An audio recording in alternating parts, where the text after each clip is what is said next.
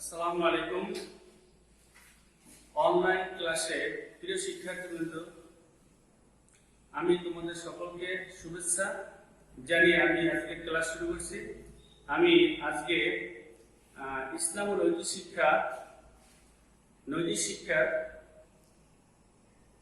এই বইয়ের প্রথম অধ্যায়ের একটি বিষয় নিয়ে, প্রথম অধ্যায়ে একটি পাঠ আছে, সেই পাঠটির বিষয়বস্তু হচ্ছে আখিরাত। এই আখিরাত সম্পর্কে আমি আলোচনা করব এবং আখিরাতের 9টি পর্যায় আছে, সেই পর্যায়গুলো সম্পর্কে আমি সংক্ষিপ্তভাবে তোমাদের সম্মুখে আলোচনা করব।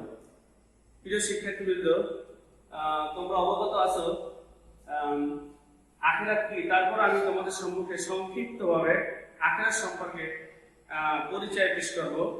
যে আখিরাত শব্দটা আরবি, যার শাব্দিক অর্থ হচ্ছে পরকাল।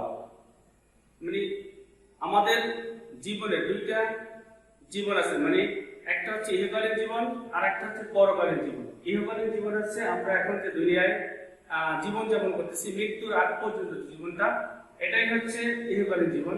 আর মৃত্যুর পরে যে জীবনটা, সেটার নামই হচ্ছে আখিরাত। সেই আখিরাত সম্পর্কে আলোচনা করব।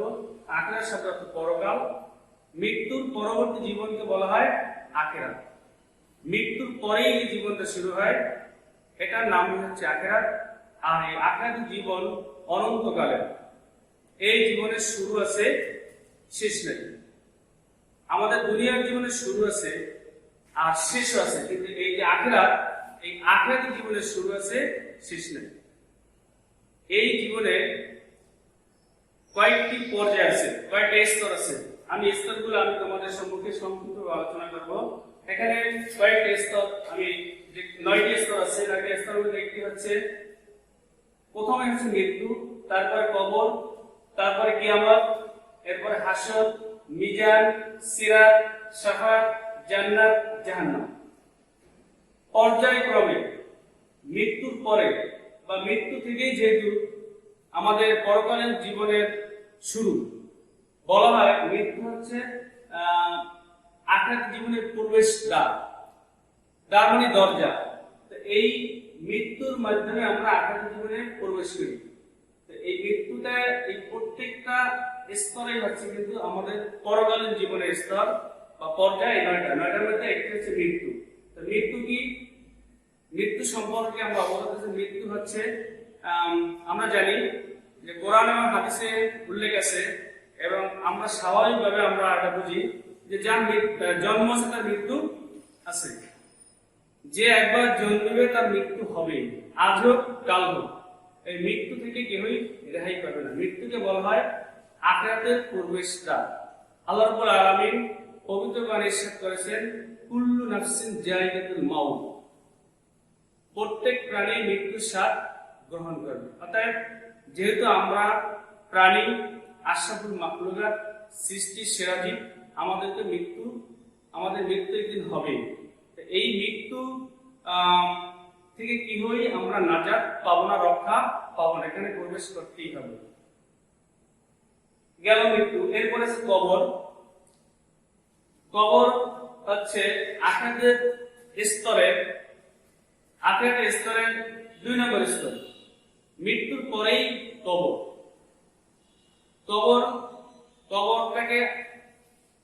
কবরের আরেকটা নাম আছে বারজাখ। মৃত্যুর পরে মানুষকে কবরস্থ করা হয়। মৃত্যুর পরে তাকে যখন কবরস্থ করা হয়, মানে আখিরাতে, এই কিয়ামতের আগ পর্যন্ত যে সময়টা, এটাই হচ্ছে কবরের জীবন। হাজার হাজার লক্ষ লক্ষ বছর কাউকে এই কবরের থাকতে হবে। কবরের জীবনটা লম্বা কতটুকু? মৃত্যুর পর থেকে কিয়ামতের আগ পর্যন্ত যে সময়টা, এটাকে বলা হয় কবরের জীবন। এই কবরে যাদের মৃত্যু হবে, হয়তো অনেকের কবর হবে না, অনেকের কবর হয় না, বিভিন্ন কারণে, নদীতে পানি ডুবে মারা গেছে, তার মাছে তার দেহটা খেয়ে ফেলেছে, তার কবর হয় না। কিন্তু কবরের যে জীবন, এই জীবনটা তার জন্য হবে। কবরে মৃত্যু ব্যক্তিকে 3টা প্রশ্ন করা হবে। এই 3টা প্রশ্নের, কবর হোক বা না হোক, এই তিনটা প্রশ্নের তার সম্মুখীন হতে হবে। কবরে দুজন ফেরেশতা আসবেন, মুনকার এবং নাকির। এই দুজন ফেরেশতা তিনটা প্রশ্ন করবেন। তিনটা প্রশ্নের প্রথম হচ্ছে মান রব্বুকা, তোমার প্রভুকে, অমা দীনুকা, তোমার দিন কি ছিল, তোমার ধর্ম কি ছিল, অমান নবীকা, তোমার নবী কি ছিল। এই তিনটা প্রশ্ন প্রত্যেকেরই, কবর হোক বা না হোক, প্রত্যেকেরই এই তিনটা প্রশ্নের সম্মুখীন তাকে হতেই হবে। হাদিসে বলা হয়েছে যারা এই তিনটা প্রশ্নের সঠিক জবাব দিতে পারবে তারাই হবে জান্নাতি। এই তিনটা প্রশ্নের জবাব দিতে পারলে তারাই হবে জান্নাতি। মানে বলা হয়ে থাকে যে জান্নাত জাহান্নামের ফয়সালা মূলত কবর থেকে হয়ে যাবে, আবার অনেকে মৃত্যু থেকে হয়ে যাবে। মৃত্যু যেরকম যারা নেককার বান্দা, যারা জান্নাতি, তাদের মৃত্যুতে কোনো কষ্ট হবে না, স্বাভাবিক মৃত্যু হবে, কোনো কষ্ট হবে না। আর যারা জাহান্নামী তাদের মৃত্যুতে কষ্ট হবে, যেই কষ্ট আমরা কোরআন হাদিসে জানতে পারি, কিন্তু মূলত যে মৃত্যুবরণ করে সেই এই মৃত্যুর কষ্ট বা শান্তি সেই অনুভব করতে পারে। যাই হোক, এই কবরে তিনটা প্রশ্নের জবাব দিতে পারবেন তিনি হবেন জান্নাতি এবং তিনি জবাব দিবেন। আর যারা তারা প্রত্যেকটা প্রশ্নের জবাব দেবে মান রব্বুকা, তোমার প্রভুকে। যে ব্যক্তি জান্নাতি মুমিন সে বলবে আমার প্রভু হচ্ছে মহান আল্লাহ রাব্বুল আলামিন বা আল্লাহ। অমা দীনুকা, যখন তাকে দিন ধর্ম সম্পর্কে প্রশ্ন করা, তখন যদি সে জান্নাতি হয় তখন সে বলবে আমার ধর্ম ছিল ইসলাম। যখন প্রশ্ন করা তোমার নবী কে ছিল, যদি আমাদের নবীর উম্মত হয়ে থাকে তাহলে সে আমাদের নবীর নাম বলবে, আমার নবীর নাম ছিল হযরত মুহাম্মদ সাল্লাল্লাহু আলাইহি সাল্লাম। যে যে নবীর উম্মত সে নবীর নাম উল্লেখ করবে। তখন ওই ফেরেশতা যখন যারা এই তিনটা প্রশ্নের জবাব দিবে, তারা তাদের প্রশ্নের জবাব শোনার পরে ফেরেশতারা বলবেন যে আমরা আগে থেকেই জানতাম যে তুমি এই প্রশ্নের জবাব দিতে পারবে। আর যারা জবাব দিতে পারবে না তারা বলবে লা আদরি, আমি কিছু জানি না, আমি কিছু বলতে পারি না। তখন ফেরেশতারা বলবেন যে আমরা আগে থেকেই জানতাম তুমি এই প্রশ্নের জবাব দিতে পারবে না। যাই হোক, এই কবর আমাদের মৃত্যুর পরে কবরের জীবন প্রত্যেকেরই আসবে এবং কবরে এই প্রশ্নের জবাব দিতে হবে। এই কবর সম্পর্কে আরো অনেক আলোচনা আছে, যেটা স্বল্প সময় আলোচনা করা যাবে না। আমি সংক্ষিপ্তভাবে কবরের জীবন সম্পর্কে আলোচনা করলাম। এরপর কিয়ামত। কিয়ামত শব্দ ওঠা, দাঁড়ানো। আরেকটা হচ্ছে মহাপ্রলয়। কিয়ামত দুইটা অর্থ বা দুইটা পর্যায়ে আছে কিয়ামতের। একটা কিয়ামতের একটা অর্থ কিয়াম মানে দাঁড়ানো, সে তার থেকে কিয়ামত। আর একটা অর্থ হচ্ছে মহাপ্রলয় বা ধ্বংসলীলা। কিয়ামত যখন হবে, ঈশ্বরের সিংহে দিবেন, তখন কিয়ামত কখন হবে? যতক্ষণ পর্যন্ত একজন মুমিন পৃথিবীতে থাকবে কোনো জায়গায়, যে প্রান্তেই থাকুক না কেন, ততক্ষণে কিয়ামত সংঘটিত হবে না। যখন আল্লাহ দেখবেন যে তার নাম নেওয়ার মতো কোনো লোক পৃথিবীতে কোথাও নেই, তখন আল্লাহ কিয়ামত সংঘটিত করবেন এবং সেই কিয়ামত সংঘটিত ঈসা আলাইহিস সালামের হুকুমে কিয়ামত সিংহে ফুঁক দেবেন। সমস্ত পৃথিবী ধ্বংস হয়ে যাবে, লয় প্রলয় মহাপ্রলয়, মহা ধ্বংসলীলা হবে, কিছুই থাকবে না, একেবারে সমতল ভূমি হয়ে যাবে। এরপরে দ্বিতীয় পর্যায়ে আরেকটা ফুঁক দেবেন, তখন মানুষ কবর থেকে উঠে দাঁড়াবে হাসরের ময়দানে, তাকে বলে হাসর। এই জন্য কিয়ামতের আরেকটা অর্থ হচ্ছে দাঁড়ানো। প্রথম ধ্বংস হবে, এরপরে যখন ধ্বংস হয়ে যাবে তখন আল্লাহর হুকুমে ওই প্রত্যেকে মাটি ফেটে যাবে। ওই মাটি ফাটার পর ফাঁক হয়ে যাবে, ওই ফাঁক থেকে যারা জমিনের ভিতরে আছে বের হয়ে যাবে। এই কিয়ামতের পরে আরেকটা স্তর আছে। কিয়ামতের সংক্ষিপ্ত পরিচয় বললাম। এরপর আছে হাসর। হাসর শব্দ অর্থ পুনরুত্থান, মানে হাসর শব্দ অর্থ মহাসমাবেশ। হাসর শব্দ অর্থ মহাসমাবেশ বা সমাবেশ, মানে কিয়ামত সংঘটিত হওয়ার পরে হাসরের মাঝে সকল মানুষ একত্রিত হবে, এটাকে বলা হয় হাসর। হাসর শব্দ অর্থ মহাসমাবেশ। যে হাসরের ময়দানে হাদিসে বলা হয়েছে যে আল্লাহর আরশ ছাড়া কোনো ছায়ার ব্যবস্থা থাকবে না। হাদিসে আরো বলা হয়েছে, রাসূল সাল্লাল্লাহু আলাইহি ওয়াসাল্লাম বলেছেন যে সূর্য থাকবে মাথার 1 বিঘত উপরে, 1 বিঘত উপরে থাকবে। এবং বলা হয়েছে যে সূর্যের তাপে সূর্যের তাপে মানুষের মগজ টকবক করে, মাথা উপর থেকে গলিয়ে পড়তে থাকবে। হাদিসে আরো বলা হয়েছে যে প্রচন্ড গরমে শরীর থেকে যে ঘাম বের হবে, সেই ঘামের মধ্যে মানুষ হাবুডুবু খাবে। কেউ কারো হাঁটু পর্যন্ত, কারো কোমর পর্যন্ত, কারো বুক পর্যন্ত, কারো মুখের চোখ পর্যন্ত ঘামের পানিতে ডুবে যাবে। কারণ যে হাদিসে বলা হয়েছে দুনিয়ার আগুনের চাইতে জাহান্নামের আগুনের তাপমাত্রা হলো 70 গুণ বেশি। সূর্য যদি এখন আমাদের মাথার উপর থেকে লক্ষ কোটি ঘুরে উপরে সূর্য, সেই সূর্যের তাপে কিন্তু আমরা অনেকক্ষণ দাঁড়িয়ে রোদ্রে সহ্য করতে পারি, কিন্তু ওই সাথে মাথার মাত্রা করতে পারে। তো ওখানে অবস্থাটা কেমন হবে এর থেকে আমরা অনুধাবন করতে পারি। অবশ্য হাদিসে এই কথা বলা হয়েছে যে ওই যে ঘামের মধ্যে ডুবে যাবে যারা মুমিন, যারা জান্নাতি, তাহারা এটা অনুভব করবে না যে প্রচন্ড গরম, তারা তো আল্লাহ আসে ছায়ার নিচে, তারা গরম অনুভব করবে। এটা অনুভব করে শুধু যারা জাহান্নামী। গেল হাসর, সংক্ষিপ্ত পরিচয় দিলাম। এরপরে মিজান। হাসরের ময়দানে যখন সবাই সমবেত হবে, তখন আল্লাহ রাব্বুল আলামিন বিচার কাজ শুরু করবেন। রাসূলুল্লাহ সাল্লাল্লাহু আলাইহি ওয়াসাল্লাম তিনি আল্লাহ তাআলা সুপারিশ করবেন। এই প্রচন্ড গরমে মানুষ ছটফট করবে, সহ্য করতে পারবে না। তখন আল্লাহ রাসূল সিজদায় পড়ে যাবেন এবং আল্লাহকে সুপারিশ করবেন যে মানুষের জীবনে হিসাব নিকাশ নেওয়ার জন্য।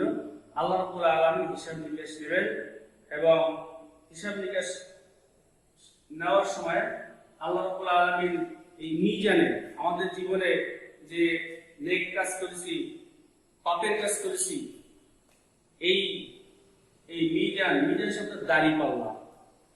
আমাদের দুনিয়ার জীবনে যে আমরা দাড়ি পাল্লা ব্যবহার করি, দুই পাশে যেটা পাল্লা থাকে, মাপ যে একটা দণ্ড থাকে পরিমাপ করার জন্য, মিজান শব্দ দাড়ি পাল্লা বা পরিমাপক যন্ত্র। আল্লাহ রাব্বুল আলামিন এই যেমন দুনিয়ার জীবনে আমরা কোন জিনিস ওজন মাপার জন্য এক পাল্লায় নেই বাটখারা, আর এক পাশে আমরা যেই মালটা ওজন করবো সেই মালটা নেই। আল্লাহ রাব্বুল আলামিন কাল কিয়ামতের ময়দানে, হাসরের ময়দানে এই মানুষের এক পাল্লায় দেবেন নেকের কাজ, আর এক পাল্লায় দেবেন পাপের কাজ। আল্লাহ রাব্বুল আলামিন যখন দেখবেন যে নেকের পাল্লা যার ভারী, সে হবে জান্নাতি, আর যার পাপের পাল্লা ভারী হবে, নেকের পাল্লা হালকা হবে, সে হবে জাহান্নামী। এই মিজানের মাধ্যমে আল্লাহ রাব্বুল আলামিন আমাদের দুনিয়ার জীবনের সকল কাজের হিসাব নিকাশ নেবেন, ওজন করবেন। আল্লাহ রাব্বুল আলামিন তিনি আমাদের প্রতি জুলুম করবেন না। আল্লাহ রাব্বুল আলামিন পবিত্র কোরআনে বলেন, ইজা যুলজিলাতিল আরদু জিলজালাহা ওয়া আখরাজাতিল আরদু আসকালাহা ওয়া ক্বালা ইনসানু মা লাহা ফামান ইয়ামাল মিসকালা যাররাতিন খাইরান ইয়ারা ওয়া মান ইয়ামাল মিসকালা যাররাতিন শাররান ইয়ারা। মানে আল্লাহ রাব্বুল আলামিন দুনিয়ার জীবনে আমরা যদি কিঞ্চিত পরিমাণও পাপের কাজ করি, সেটাও আল্লাহ রাব্বুল আলামিন পাপের পাল্লায় দিবেন। আর কিঞ্চিত পরিমাণ, অনুপরিমাণ, যাদের শব্দ বলা হয়েছে, তাফসীর করা হয়েছে অনুপরিমাণ যদি আমরা ভালো কাজ করি, সেটাও নেকের পাল্লায় দেওয়া হয়। তাই আমাদেরকে এই জন্য দুনিয়ার জীবনের নেকের কাজ যতই ছোট হোক না কেন, সেটাকে অবহেলা করা যাবে না। আবার পাপের কাজ যতই ছোট হোক না কেন, ওটাকে অবহেলা করা যাবে না। কারণ এই ছোট পাপ প্রত্যেক দেশে বড় অনেক হয়ে যাবে, আবার নেকের কাজ অল্প অল্প ছোট ছোট করতে অনেক হয়ে যাবে। যদি আমরা দুনিয়ার জীবনে মাছ ধরতে যাই, মনে করো নদীতে মাছ ধরতে যাই, তখন যদি আমরা ছোট ছোট মাছগুলা একবার জাল ফিক্কা মারলে দেখা যাবে ছোট ছোট 10টা মাছ উঠবে। যদি আমরা সেগুলা পাতিলে বা পাত্রে ওগুলা জমা করে রাখি, দেখা যাবে দিন শেষে বা মাছ ধরা শেষে অনেক মাছ হয়ে যাবে। আর যদি আমি ওই সময় বড় মাছের জন্য ওই ছোট মাছগুলো আমি সংগ্রহ করে পাতিলে বা পাত্রে না রাখি, শুধু বড় মাছের জন্যই অপেক্ষা করি, দেখা যাবে আমি 2 ঘন্টা 3 ঘন্টা মাছ ধরলাম, একটি বড় মাছ আমি পেলাম না, তাহলে খালি পাত্রে আমাকে বাড়ি ফিরে যেতে হবে। আর যদি ছোট ছোট হলেও মাছগুলো যদি প্রতি খেয়ার মাছ যদি আমরা সংগ্রহ করে দেখা যাবে অনেক মাছ আছে। এই জন্য দুনিয়ার জীবনে আমাদেরকে পাপ এবং নেকের কাজ করার ক্ষেত্রে কখনো কোনটাকে অবহেলা করা যাবে না। নেকের কাজ ছোট হলেও সেটাকে আমরা গুরুত্ব দেব, আর পাপের কাজ ছোট হলে সেটাকে আমরা বর্জন করবো, কখনো অবহেলা করবো না। যেমন আমরা রাস্তাতে সঙ্গে মানে বিনা কষ্টে পরিশ্রম ছাড়া নেকের কাজ করতে রাস্তা দিয়ে হাঁটে যেতেছি, দেখতেছি একটা কলার ছোলা রাস্তায় ফেলানো আছে, আমি ধরিয়া রাস্তার পাশে ফেলাই দিলাম, তাহলে দেখা গেল ওইটা যদি এরকম থাকতো তাহলে একটা লোক এইবার পাড়া দিলে মানে পাপ পিছতে সে পরে যেতে পারতো, যার কারণে সে বড় অ্যাক্সিডেন্ট করতে পারতো। আমি অল্প সময়ে বা বিনা পরিশ্রমে কলা ছোলা ফেলাতে আমার পরিশ্রম হয় না, এই কাজটা করলে আমার নেকের পারলে আমার একটা নেক যোগ হবে। এরকম আমরা দুনিয়া জুড়ে কখনোই নেকের কাজকে বা পাপের কাজকে ছোট হলেও অবহেলা করবো। এরপরে সিরাত। সিরাত শব্দ অর্থ পথ বা রাস্তা, পথ বা রাস্তা। আল্লাহ রাব্বুল আলামিন এই সিরাত স্থাপন করবেন জাহান্নামের উপর, জাহান্নামের উপর সিরাত স্থাপন করবেন এবং সিরাত সকলকে অতিক্রম করে জান্নাতে যেতে হবে। কেউ এই সিরাত অতিক্রম না করে কেউ জান্নাতে যেতে পারবে না। সিরাত অতিক্রম করার পরে জান্নাত, সেই জান্নাতে যেতে হবে, যেতে হলে ওই সিরাত অতিক্রম করতেই হবে। আর জাহান্নাম থাকবে নিচে, সিরাতের নিচে, মানে এটাকে পথ বা পুলও বলা যায়। কয়েকটা পুল, পুল সাথে থাকে খালের উপরে, নদীর উপরে। নদীর উপর পুল থাকলে পুল অতিক্রম করে যেতে পারলে আমি নদী পার হয়ে গেলাম, আর না যেতে পারলে পরে নদীতে পড়ে গেলাম। নদীটাই মনে করি আমরা জাহান্নাম দুনিয়া জীবনে, পড়ে গেলে নদীতে পানিতে পড়ে যাবো, আর তাহলে আমি পানিতে ডুবে সাঁতার না জানলে ডুবে মরে যাবো। তাই এই সিরাত স্থাপন করে জাহান্নামের উপর সকলকেই এই সিরাত অতিক্রম করতে হবে। তবে কেউ বাতাসের গতিতে সিরাত অতিক্রম করবে, কেউ বিদ্যুৎ গতিতে, কেউ পাখি যে উড়ে যায় সেই পাখির উড়ার গতিতে, কেউ ঘোড়া যে দৌড়ায় এই ঘোড়া দৌড়ের গতিতে কেউ সিরাত পার হয়ে যাবে। আবার কেউ স্বাভাবিকভাবে যে আমরা হাঁটি এই হাঁটার গতিতে কেউ পার হয়ে যাবে। আবার কেউ তোমার যেটাকে বলা হয় হামাগুড়ি, দেখা যায় যে অনেক সময় আমরা যদি নতুন যদি কেউ সাঁকো এটাকে পার না হয় দিয়ে একটা গাছ বা একটা বাঁশ দেওয়া থাকে, তাহলে কিন্তু এটা সবাই যেটা ওটা স্বাভাবিকভাবে সবসময় পার না হয়, কিন্তু হঠাৎ যদি কেউ পার হতে যায় তাহলে কিন্তু সে স্বাভাবিক যদি পার হতে পারে না, সে দেখা যায় আস্তে আস্তে কাঁপতে কাঁপতে হামাগুড়ি দিয়ে, ওটাকে বলে হামাগুড়ি, মানে ধরতে ধরতে কাঁপতে কাঁপতে কোনো ক্রমে সে ওই সাঁকোটা পার হয়ে যায়। তাই কেউ ওই হামাগুড়ি দিয়ে আস্তে আস্তে কোনো ক্রমে পার হয়ে যাবে। এটা এই জন্য হবে যার যেরকম নেকের পাওয়ার, ইমানের পাওয়ার, সে সেরকম পার হয়ে যাবে। যে বিদ্যুৎ গতিতে যাবে, বিদ্যুৎ কি গতিতে চলে এটা আমরা বুঝতে পারি, এই সে অনুভবই করবে না। যার যেরকম আমল সে সেরকম গতিতে পার হবে। এখন প্রশ্ন হলো, আমি বলছিলাম যে সিরাত সকলকে অতিক্রম করতে হবে। যারা জান্নাতে যাবে, যে মনে করে বিদ্যুৎ গতিতে জান্নাত অতিক্রম করবে, সে জান্নাতে যাওয়ার পরে অনেক নাজ নিয়ামত সে ওখানে ভোগ করবে। তখন সে একে অপর জান্নাতে তো অনেক থাকবে, একে অপরকে প্রশ্ন করবে, ভাই আমরা তো দুনিয়া থেকে শুনছি যে জান্নাত যেতে হলে সিরাত পার হয়ে যেতে হবে, এরকম হীরার চাইতে, যেটাকে হাদিসে বলে হীরার চাইতে ধারালো, চুলের চাইতে চিকুন, এরকম সিরাত থাকবে, সেটা অতিক্রম করে আসতে হবে। কই আমরা তো আসলাম, আমরা তো কোনো অনুভব করিনি, আমাদের সিরাত সে অতিক্রম করছে, আমাদের সামনে সিরাত সেই চুলের মতো চিকুন বা তার চাইতে চিকুন, হীরার চাইতে অধিক ধারালো, কই সেটা তো আমরা দেখি নাই, আমরা তো জান্নাতে শিখেছি। এর কারণ হচ্ছে যে মনে করো যে আমাদের দেশে অনেক বড় বড় সেতু আছে, সেতুর উপর দিয়া মনে করো বুড়িগঙ্গা সেতু আছে, যমুনা সেতু আছে, এর উপরে যদি গাড়ি যায়, গাড়িতে ওঠার পরে ওই যাত্রী বা ড্রাইভার দেখার নদী পার হয়ে যেতেছে, ব্রিজ পার হয়ে যেতেছে, যাত্রী কিন্তু অনুভব করে না যে আমার গাড়ি এখন এই ব্রিজের উপর দিয়ে যাইতেছে, অনুভব করে না। ওই রোড, হাইওয়ে রোড যেরকম দিয়ে গাড়ি চলে ওরকম চলে, অনুভবই করে না। আর সাধারণ যদি ছোট্ট পোল হয় বা সেতু হয়, ওটা কিন্তু পার হওয়ার সময় গাড়ি স্লো করে, গতি কম থাকে বা যাত্রীরা দেখে বা তারা একটা ওই সময় একটু ভয় আতঙ্ক থাকে যে এই পোলটা নাজুক দুর্বল, না জানি ভেঙে যায় কিনা, এরকম। তাই যারা ইমানদার জান্নাতি তাদের কাছে এরকম বুড়িয়ে সেতুর মতো মনে হয়, বলছে মনে করো, বা যমুনা সেতুর মতো মনে হয়, তারা অনুভবই করবে না যে আমরা সেই পুরুষের পার হয়ে আছি। এরপরে সাফায়াত। সাফাত মানে সুপারিশ করা। সাফাত মানে কি? সুপারিশ করা। আরেকটা অর্থ অনুরোধ করা বা প্রার্থনা করা। এই সাফাত মানে সুপারিশ করা। এই সুপারিশ কারা করবে? সুপারিশ করতে পারবে এক নবী রাসূলগণ।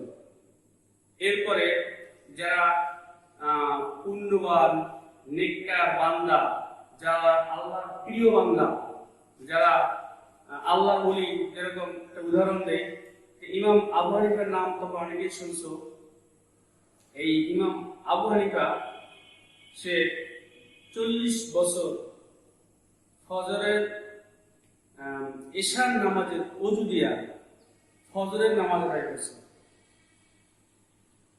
তাহলে তোমরা তার এই জীবনী থেকে অনুধাবন করতে পারো যে আমার জীবন, আমি জীবনে কি করছি আর সে জীবনে কি করছে, তার দুনিয়ার জীবনটা সে কিভাবে ব্যবহার করছে। এই 40 বছর যদি ঘুমায় তাহলে তো তার ওযু থাকে না, ঘুমাইলে কি ওযু ভঙ্গ হয়ে যায়।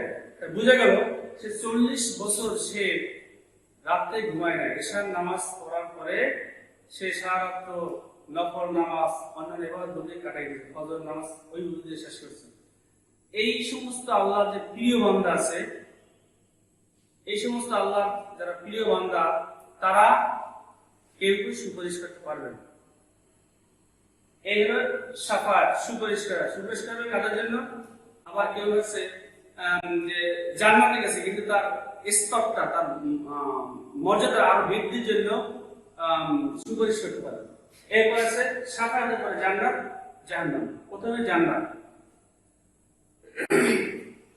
জান্নাত, আমরা জান্নাতের নাম শুনছি, জান্নাতের নাজ নিয়ামতের কথা শুনছি কিন্তু দেখি নাই। জান্নাত শব্দ তো উদ্যান বা বাগান, উদ্যান বা বাগান। জান্নাত কাকে বলে? মানুষের ইমানদার বান্দাগণের দুনিয়ার জীবনের পরে পরকালীন জীবনে তাদের সুখ শান্তির জন্য যে জায়গা প্রস্তুত বা আবাসস্থল, তারা যেখানে থাকবে, পুণ্যবান ব্যক্তিগণ, জান্নাতি ব্যক্তিগণ, তাদের জন্য যে আবাসস্থল প্রস্তুত করে রাখা হয়েছে, তৈরি করে রাখা হয়েছে, এটাকে বলা হয় জান্নাত। জান্নাত শব্দ অর্থ উদ্যান বা বাগান। জান্নাত, জান্নাতের পরিচয়, জান্নাতে কেমন? আল্লাহ রাব্বুল আলামিন, আল্লাহ রাসূল হাদিস কুদসিতে বলছেন যে জান্নাতে আল্লাহ বলছেন জান্নাতে এমন নাজ নিয়ামত আল্লাহ রাব্বুল আলামিন তৈরি করে রেখেছেন, যেটা আমরা তোমরা কখনো চোখে দেখো নাই, কানে শোনো নাই এবং হৃদয়ে কখনো কল্পনাও করতে পারো নাই। এরকম নাজ নিয়ামত আল্লাহ রাব্বুল আলামিন জান্নাতে তৈরি করে রেখেছেন। যারা জান্নাতে যাবে তারাই এটা ভোগ করতে পারবে বা তারাই এটা দেখতে পারবে। আমরা দুনিয়ায় বসে সেই জান্নাতের নাজ নিয়ামত অনুভব করতে পারবো না, দেখতে তো পারবোই না, আর অনুভব করা যাবে না আসলে কত নাজ নিয়ামত তৈরি করে রাখা হয়েছে। এরপরে সংক্ষিপ্ত বললাম, এরপরে জাহান্নাম। জাহান্নাম শব্দের অর্থ আগুনের গর্ত। জাহান্নামটা হচ্ছে আগুন। যে জাহান্নামের আগুনের তাপমাত্রা থাকবে দুনিয়ার আগুনের চাইতে 70 গুণ বেশি। দুনিয়ার আগুন কিন্তু আমরা সহ্য করতে পারি না। জাহান্নামের আগুনটা কেমন হবে রাসূলের হাদিস থেকে আমরা অনুধাবন করতে পারি। জাহান্নামে থাকবে আগুন, আর আগুন ওখানে যারা যাবে ওই আজীবনের জাহান্নামের শাস্তি সে ভোগ করতে হবে, ওখান থেকে সে বেরোতে পারবে না।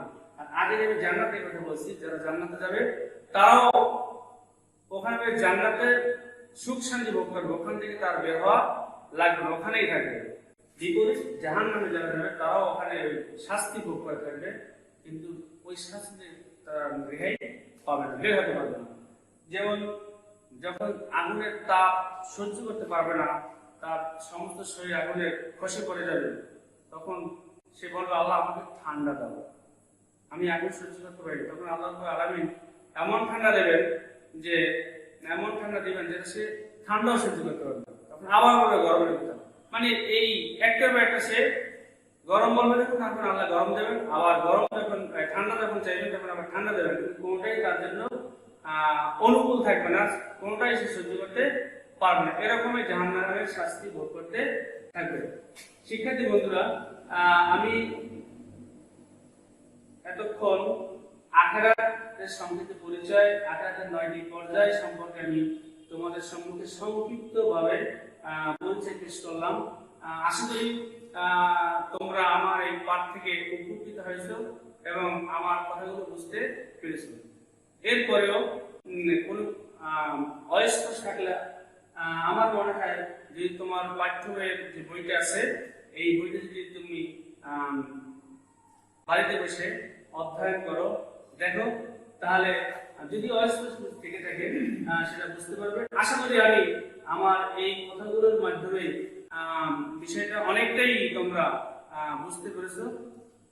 আমার এই পাঠ থেকে এই পাঠ তোমরা দেখে বা গ্রহণ করে ভবিষ্যতে বাড়িতে বই পড়বে এবং ভবিষ্যৎ জীবনে, যেহেতু আমাদের ক্লাসরুম বন্ধ, স্টাডি কার্যক্রম বন্ধ, আমি আশা করি এটার মাধ্যমে ভবিষ্যতে আমি আরো তোমাদের সম্মুখে বিভিন্ন বিষয় নিয়ে আলোচনা নিয়ে হাজির হব ইনশাআল্লাহ। আমার এই পাঠের মাধ্যমে তোমরা উপকৃত হও এবং তোমাদের শিক্ষা জীবন সফল হোক এবং এর মাধ্যমে তোমরা নিজের জীবনে উন্নত জীবনে গড়ে তোলো, এই আশাবাদ ব্যক্ত করে আমি আজকের ক্লাস সমাপ্ত ঘোষণা করছি। আমি তোমাদের সকলকে ধন্যবাদ জানিয়ে আমি আমার পাঠ শেষ করলাম। সকলকে ধন্যবাদ। আল্লাহ হাফেজ। ইনশাআল্লাহ আবার দেখা হবে।